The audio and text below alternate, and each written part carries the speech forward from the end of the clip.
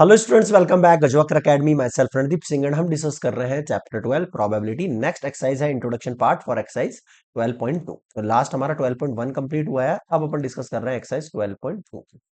Clear है यहाँ पर? ठीक है। 12.2 के इंट्रोडक्शन पार्ट के ना बहुत सारी टर्म्स देखने वाले हैं जिनका यूज आगे क्वेश्चंस में होगा, देखेंगे किस तरह। देखो, सबसे पहले है इवेंट्स। इवेंट क्या होता है? A subset of a sample space. अब सैंपल स्पेस समझ में आ गया, जैसे कि कॉइन ने टॉस किया तो सैंपल स्पेस बन गया आपके पास एच और। अब मैंने एक इवेंट जो ये इवेंट्स है, ये इवेंट्स क्या है? एक्चुअल में सबसेट है इस सैंपल स्पेस के। क्या है ये? सबसेट है इस सैंपल स्पेस के। ठीक है।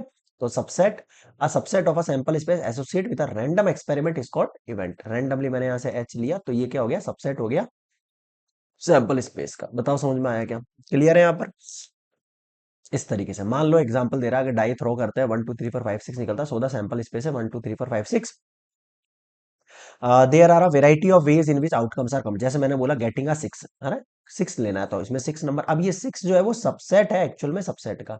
ठीक है। तो ये इवेंट्स होते हैं जो कि सबसेट होते हैं सैंपल स्पेस का। क्लियर है यहाँ पर? ओके, इवेंट आ गया। नेक्स्ट देखो, occurrence of event. Occurrence of event मतलब कि इवेंट में आपको क्या निकल के आ रहा है। When the outcome of an experiment satisfy the condition mentioned in the event, then we say the event has occurred. भाई मैंने आपको कंडीशन दी गेटिंग अ सिक्स, पीछे वाले case example getting a six, six के लिए आपने यहाँ पर सिक्स लिखा, इसका मतलब इवेंट जो है अकर्ड है, यानी कि है। समझ में आया? इन दिस एक्सपेरिमेंट, मान लो एग्जांपल दे रहा है, डाई थ्रो करी, इवेंट ई है और ई के अंदर मैं बोल रहा हूँ getting a number, getting an even number. तो इवन नंबर क्या होगा? 1 2 3 4 5 6 में से 2 4 6। तो ये आपके पास ई जो हो गया है वो अकर्ड हो गया, यानी कि इसके अंदर जो कंडीशन है वो सेटिस्फाई कर रही है मेरे सैंपल स्पेस में से। ठीक है। और अगर मैं 1 3 5 लेता, ये बोलता ई हैज नॉट अकर्ड, मतलब कि ये इवन नंबर्स नहीं है बिकॉज। क्लियर है यहाँ पर? तो ये होता है occurrence of an event. Next देखो, टाइप्स ऑफ इवेंट। अब इवेंट किस किस टाइप के होंगे? बिल्कुल आसान है। पहला सिंपल इवेंट है, has only one sample space. एक ही सैंपल स्पेस होगा इस कंडीशन के अंदर आपके पास। जैसे कि example, 3 coins are tossed up to H H H E T T. ये एक ही सैंपल पॉइंट है आपके पास। ठीक है, इसको बोलते हैं सिंपल इवेंट। कंपाउंड, कंपाउंड का मतलब क्या हो गया? हेड, हेड टेल, हेड आ गया टेल आ गया, ये है आपके पास सैंपल इवेंट जिनके ना कंपाउंड इवेंट होंगे। हैज टू और मोर, टू सैंपल पॉइंट्स होते हैं इसके अंदर। ठीक है। आगे देखो, श्योर इवेंट। श्योर मतलब confirm, is the sample space at itself, यानी कि when we throw a die as, ठीक है, then getting a number less than seven, seven से कम वाले नंबर सारे आ जाएंगे। 1 2 3 4 5 6, मतलब कि वापस से जो है सैंपल स्पेस ही बन गया। इस कंडीशन के अंदर आंसर आपका सैंपल स्पेस ही आएगा। उस कंडीशन में हम क्या कहते हैं? श्योर इवेंट कहते हैं 100%। ओके। इम्पॉसिबल इवेंट मतलब कि मैं बोल दूं नंबर ग्रेटर देन सेवन, होगा ही नहीं, पॉसिबल ही नहीं। In this case getting a number greater than six बोल दो या सेवन बोल दो, तो ये हो गया इम्पॉसिबल इवेंट। ठीक है। नेक्स्ट देखते हैं, equally likely outcome. Equal likely मतलब बराबर है। If there is no reason for any outcome occur in prefer to any other outcome. जैसे कि मैंने बोला एक कार्ड है उसमें 52 कार्ड्स है, उसमें मैं आपसे बोलूं कि भाई आपको यहाँ पर स्पैड चूज करना है या किंग चूज करना है, तो आपके पास इक्वली लाइकली आउटकम्स है, मतलब कि 13 कार्ड्स निकल रहा है, तो मतलब बराबरी का है मुकाबला एक तरीके से। आप मतलब जो प्रोबेबिलिटी बन के आएगी उसमें कुछ भी बायसनेस नहीं है। ठीक है। तो ये होता है आपका इक्वल लाइकली आउटकम्स। नेक्स्ट देखो, अब है अलजेब्रा ऑफ इवेंट्स। इवेंट्स के अलजेब्रा देख लेते हैं। अलजेब्रा बिल्कुल आसान है, ये आपने सेट्स वाले चैप्टर में पढ़ रखा है ना, जो चैप्टर में फिफ्थ पढ़ा था ना सेट्स, उसके ही कुछ पॉइंट्स है। Complement of an event. Complement क्या होता है? जो इवेंट के अंदर नहीं होता है, नॉट, नॉट वाली कंडीशन, इसको अपन डिनोट करते हैं। अभी ई इवेंट्स यूज कर रहे हैं तो उसके ऊपर क्या लग जाएगी बात, या फिर ई डैश भी बोल सकते हैं या फिर ई सी, यानी कॉम्प्लीमेंट है सी के लिए। ठीक है।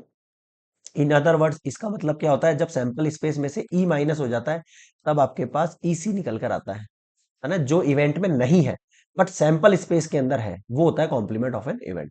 ये आप सेट में पढ़ चुके हो। अगर नोट दैट, ये आपको पता ही है, जो ई होता है यानी कि इवेंट, उसका यूनियन कॉम्प्लीमेंट ऑफ इवेंट, इन दोनों को मिला के अपन सैंपल स्पेस बोलते हैं। ठीक है। और सेकंड थिंग, इवेंट और ये यूनियन का साइन होता है, इंटरसेक्शन का होता है, ये पता ही है आपको। और जो कॉम्प्लीमेंट ऑफ इवेंट है, उन दोनों का जो इंटरसेक्शन है वो क्या होता है? नल सेट होता है। क्या होता है आपके पास? नल सेट होता है। समझ में आया? ठीक है। इसके कुछ एग्जाम्पल हो सकते हैं कि भाई जैसे एक इवेंट है वो ले रहा हूं मैं, एटलीस्ट वन टेल, तो ये इसके आंसर हो गए। नॉट ई का मतलब हो गया जो बचा हुआ है, मतलब सैंपल स्पेस में इसके अलावा जो बच गया, नो टेल पियर्स, है ना। अगला द इवेंट ए और बी, अब ध्यान रखना है सिंबल को, ए और बी बोला है, और का मतलब होता है यूनियन, ए और बी को मिला के लिखना है आपको, है ना, यूनियन के अंदर लिखना है। ठीक है, और देखते हैं, वेट अ मिनट।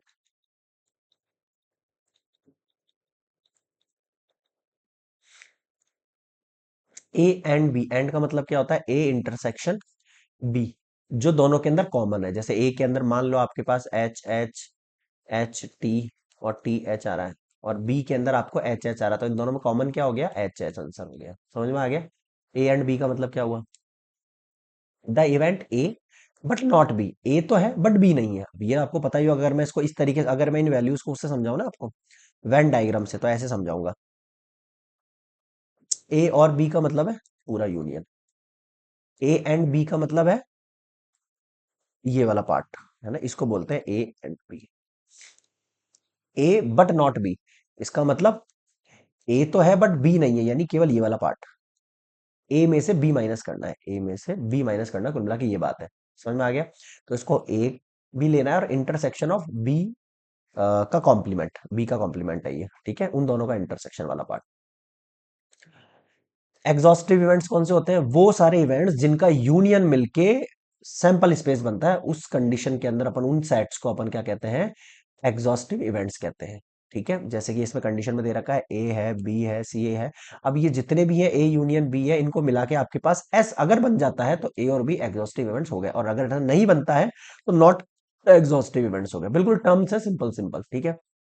और देखते हैं म्यूचुअली एक्सक्लूसिव इवेंट्स। म्यूचुअली का मतलब क्या होता है, जब ए और बी दोनों का मैं इंटरसेक्शन निकालूं और उसमें नल सेट निकल कर आ जाए, उस कंडीशन को बोलते हैं म्यूचुअली एक्सक्लूसिव इवेंट्स। ओके, और देखो,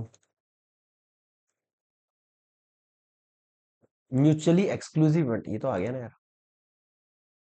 हम्म, अच्छा ठीक है, हाँ एग्जाम्पल समझा रहा है इसका। म्यूचुअली एक्सक्लूसिव, ए और बी का इंटरसेक्शन करने पर अगर नल सेट निकल के आएगा, तो ए और बी म्यूचुअली एक्सक्लूसिव हो जाएगा, और नहीं होगा तो फिर नॉट हो जाएगा, सिंपल। दिमाग लिखा हुआ है, सिंपल इवेंट्स जो होते हैं आपके पास, जो सबसे शुरू शुरू में बताया था, of a sample space are mutually exclusive, are always mutually exclusive. क्यों, क्योंकि उसके अंदर एक ही इवेंट होता है कि ए एक सेट है, उसमें सिंपल इवेंट का मतलब वो उसमें एच एच होंगे, बी इवेंट हुआ उसमें केवल टी टी होंगे, तो ये आपस में क्या है, म्यूचुअली एक्सक्लूसिव है। इनके अंदर इंटरसेक्शन जब निकालेंगे तो नल सेट निकल के आएगा, कुछ भी कॉमन वाला पार्ट नहीं है। ठीक है, और देखो, म्यूचुअली एक्सक्लूसिव एंड एग्जॉस्टिव दोनों वाली कंडीशन, भाई ये तो अपन को पता ही है सिंपली।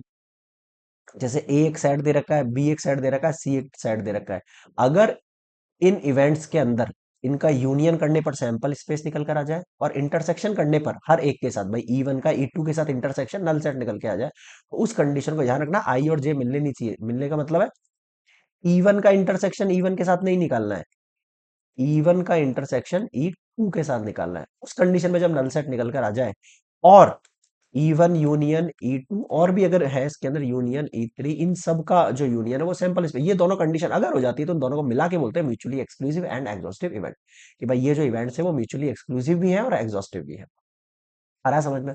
ठीक है, और देखो, exhaustive number of cases, exhaustive number of cases क्या होगा, in this total number of possible outcomes of an experiment, जो निकल कर आते हैं। इस कंडीशन में क्या करते हैं, जो फेस होते हैं उसके ऊपर पावर लगाते हैं। जैसे कि एक डाय है, अगर टू टाइम थ्रो कर रहे हैं अपन, टू टाइम रोल कर रहे हैं, तो डाय में कितने फेस होते हैं, सिक्स फेस होते हैं, सिक्स फेस पे पावर लग जाएगी टू, तो 36 आंसर हो गया।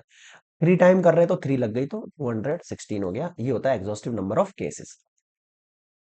आगे देखें, नेक्स्ट देखो, favourable number of cases. Favourable number of cases का मतलब क्या हो गया, the number of cases favourable to an event is known at favourable number of cases, मतलब कि कितने केस फेवरेबल आ रहे हैं अपने इवेंट। जैसे कि if the experiment is simultaneously throw a three coins, the number of cases favourable to the event getting at least two heads, कम से कम दो हेड आने चाहिए, इज फोर, फोर केसेस आ रहे हैं ना, तो ये आपके पास जो केसेस बन रहे हैं ना, ये फेवरेबल केसेस है मेरे पास, इनको कहते हैं फेवरेबल नंबर ऑफ केसेस। अब मुझे बताओ क्या समझ में नहीं आया, थोड़ी सी तबीयत डाउन है, बट केवल जो टर्म्स वगैरह मैं समझा रहा हूँ, थोड़ी एनर्जी नहीं हो रही ना आज एकदम वर्क में। चलो, फिर भी समझने की कोशिश करना थोड़ा सा ना, ये जो केवल टर्म्स है इस एक्सरसाइज के अंदर 12.2 के अंदर ज्यादा कुछ नहीं है, केवल टर्म्स का खेल है। टर्म्स अगर आपको अच्छे समझ में आ गए, तो एग्जाम्पल और एक्सरसाइज बहुत आसानी से निकल जाएंगी। ओके, तो नेक्स्ट मिलते हैं अपन एग्जाम्पल नंबर 1 के साथ, देखते हैं क्या दे रखा है उसके अंदर।